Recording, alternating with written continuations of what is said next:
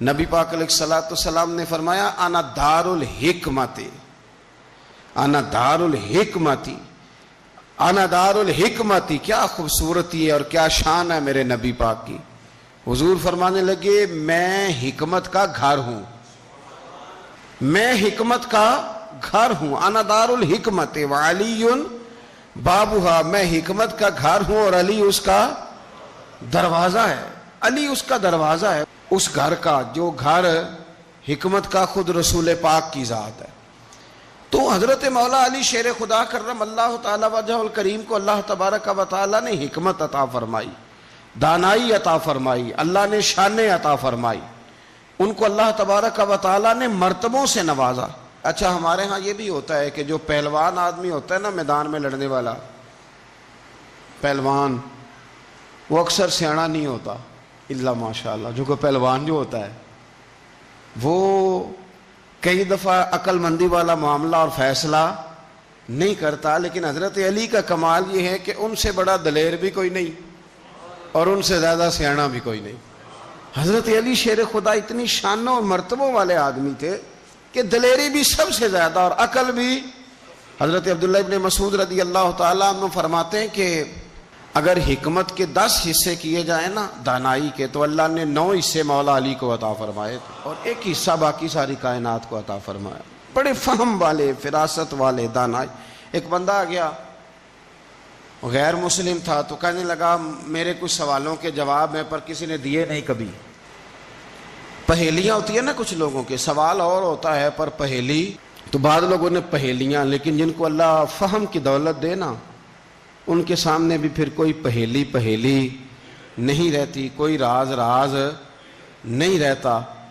تو جب اس نے آ کے بہت بڑا دعویٰ کیا کہ اگر کوئی میرے سوال کا جواب دے تو میں مان جاؤں، تو پھر مسلمانوں نے کہا کہ نہیں، تو نے بڑا ہی دعویٰ کر دیا ہے، تو شے کوئی نہیں، وہاں تو بڑے مان گئے.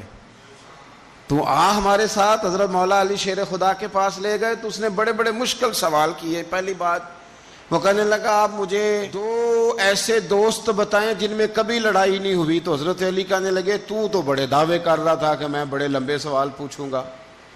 وہ 2 دوست جن میں کبھی لڑائی نہیں ہوئی وہ جسم اور روح ہیں بھی اکٹھے ساتھ رہتے، دوست بھی ہیں، پر کبھی آپس میں لڑائی، بڑے گناہ کرتا ہے جسم پر، روح ناراض نہیں ہوتی، وہ ساتھ ہی رہتی ہے. اس کی آنکھیں کھل گئیں، اس کو تو کبھی جواب ہی نہیں ملا تھا. کہنے لگا اچھا وہ 2 ایسے دوست پھر بتائیں جن میں کبھی صلح نہیں ہوئی. تو فرمایا وہ موت اور حیات ہیں. جب موت آتی ہے تو پھر زندگی باقی، ان کی صلح نہیں ہو سکتی، اکٹھے رہ ہی نہیں سکتے. اللہ اکبر. وہ کہنے لگا یہ تو کمال ہو گئی. اب وہ ذہن کھل گیا. کہنے لگا جی اور پوچھ لوں؟ فرمایا تیرا ہی دعویٰ تھا 2 پوچھنے، میں تیار ہوں، تو 100 بھی پوچھ. کہنے لگا وہ بی بی جس نے چند لمحوں میں بچہ پیدا کر دیا، فرمایا یہ بھی کوئی مشکل بات ہے؟ وہ حضرت مریم ہے. 1 منٹ میں حاملہ ہوئی تھی، اگلے منٹ میں اللہ تعالیٰ نے انہیں تھوڑی سی تکلیف سے گزارا اور اگلے منٹ میں حضرت عیسیٰ پیدا ہو گئے. کوئی مشکل بات ہے؟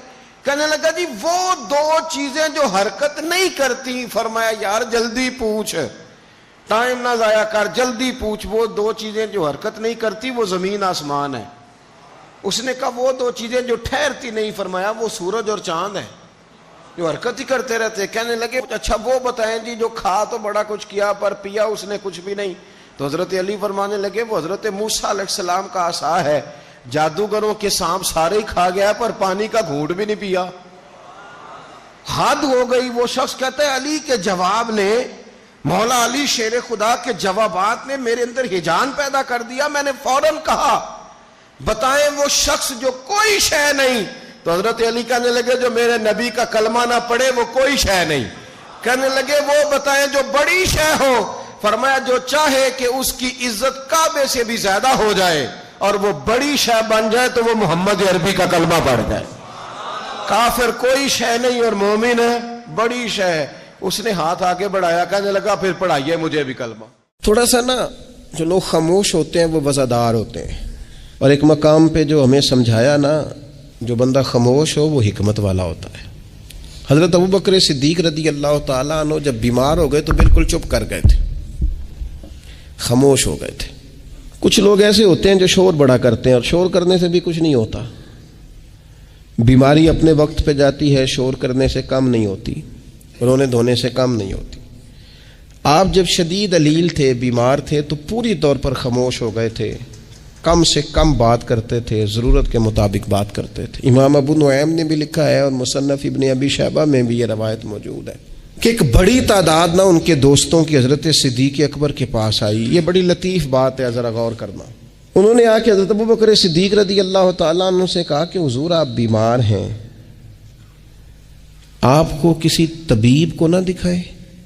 حضرت صدیق چپ کر گئے، ایک ایک بندے کا چہرہ دیکھا، پھر نظر جھکا لی، چپ کر گئے.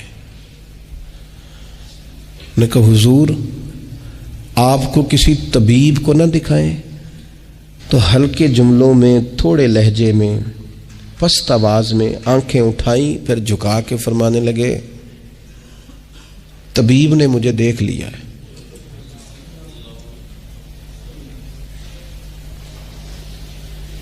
کہا حضور پھر اس نے کیا کہا ہے؟ پھر چپ کر گئے. تھوڑی دیر خاموشی کے بعد کہنے لگے اس نے کہا ہے فعال لما یرید. اس نے کہا ہے میں جو چاہتا ہوں وہ کرتا ہوں. فعال لما یرید. اس نے کہا ہے جو میرا ارادہ بن جائے وہ میں کرتا ہوں. اگر اس کا ارادہ بن گیا ہے تو پھر ٹھیک ہے. آیا سدا سجنا والوں اسی نال خوشی ٹر چلے. اج ساڈا ملاپ جے ہونا تے ساڈی قسمت بلے بلے. طبیب نے دیکھ لیا ہے اور اس نے کہا ہے میں جو چاہتا ہوں سو کرتا ہوں.